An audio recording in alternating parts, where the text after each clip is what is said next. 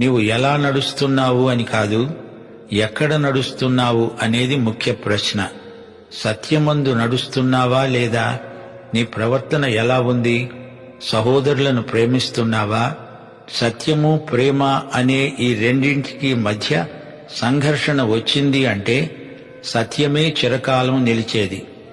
అబద్ధాన్ని, అసత్యాన్ని ప్రేమించకూడదు. సత్యమును అనుసరించి సత్యమందే నడవాలి. మనమంతా సత్యమందు నడవాలి.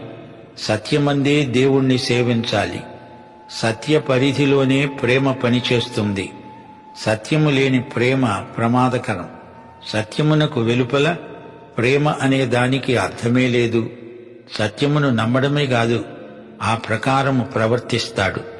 సత్యమందు ఎడతెగక నడిచేవాడే అసలైన విశ్వాసి. సత్యమందు వెలుగునందు నడిచేవారే దేవుని పిల్లలు.